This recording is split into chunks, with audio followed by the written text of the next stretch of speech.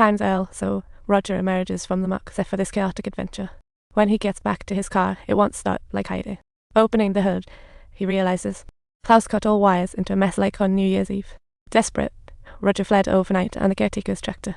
Just as he hits the road, a speeding car comes up behind him like a scene from a horror movie.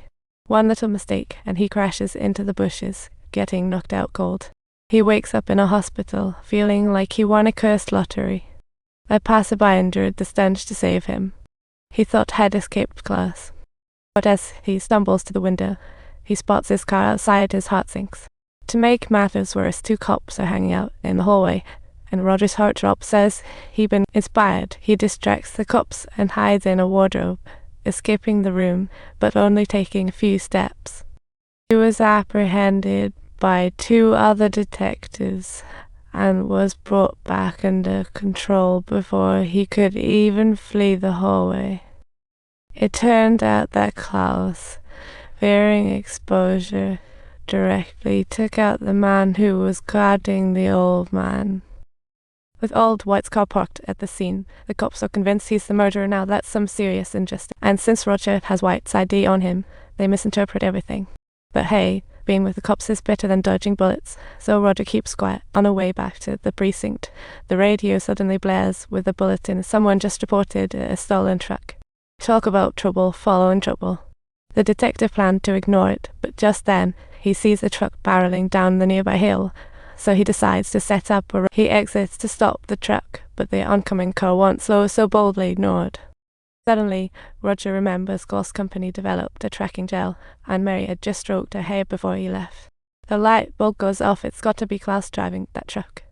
Desperate, he tries to break free, but the 2 hefty cops are keeping him pinned down.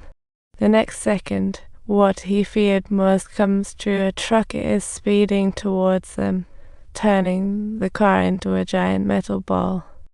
Thankfully, the 2 cops act as meat shields. Amazingly, Roger, squeezed in the middle, survives and struggles desperately to escape. Suddenly, a noise comes from outside. Smart Roger smears blood on his face, pretending dead. That's when he realizes the person checking on him is Klaus. Seeing Roger's eyes are moving, Klaus finally breathes easy and leaves. Roger realizes he must take action to survive, so he takes the officer's razor and shaves his head, stuffing the hair into the fat cop's temporary bag, then cleans him. After swapping with the officer, he sneaks off. Now every move is risky. With nowhere to hide, Roger seeks refuge with his old flame, Kate, and finally lets out a sigh of relief. But his bandage is in dire need of changing, so he goes to the kitchen for scissors, suddenly recalling Kate had also touched his hair.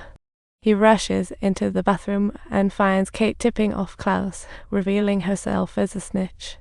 Furious, Roger punches her out. Subtitles. With his gun pointed and aimed at the others, he presses for the truth, only to find out that he is being hunted down because he caused Klaus to lose the great Pathfinder position. Turns out, Klaus never retired from Holztech. He's been in a financial nightmare, with the buyers demanding the Pathfinder technology to complete the takeover. To infiltrate Pathfinder, Klaus was targeting Roger. His plan was to have Kate cozy up to him. Unexpectedly, Roger suddenly breaks up, forcing Klaus to alter plans and use his famous painting to reach Roger's wife. Under Roger's setup, he managed to meet with the bigwigs at Pathfinder, just 1 step away from landing the job. But who would have guessed Roger would suddenly change his mind and try to sabotage him? Klaus, furious, decides it's time to eliminate Roger and sends Kate back into the field. Kate slathers tracking gel on Roger's head, and he breathes a sigh of relief. At least wife Mary isn't involved. Seizing the moment, Kate lunges at him with a knife, and they tumble into a brawl. Roger slams her against the wall, but Kate retaliates with a lamp, and in a critical moment, Roger miraculously finds his gun in his pants. He shoots Kate down, realizing he misunderstood his wife, and sneaks home under the cover of darkness. Seeing her husband, missing for 2 days, and beaten up, Mary bursts into tears. She sincerely apologizes to Roger, promising never to mention the kid thing again.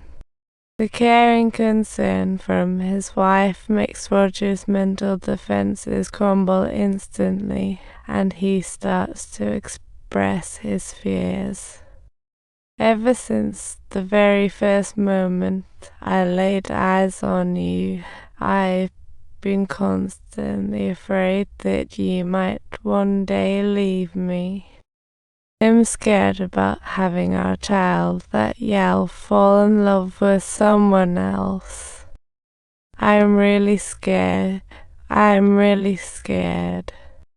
Will you ever look at me? I surely will. Subtitles. All this is just to pave the way for the recently deceased old White, and it's truly a messy account. Kate is also laid to rest next to White. The cops conclude she's close lover but soul caught in the crossfire. Police investigations reveal a tangled web of connections between White and Klaus, leading to mutual destruction over money woes. Even the chief detective notices this, but as Norway's top investigator, he realizes that exposing the truth might threaten his own interests, so he opts for silence.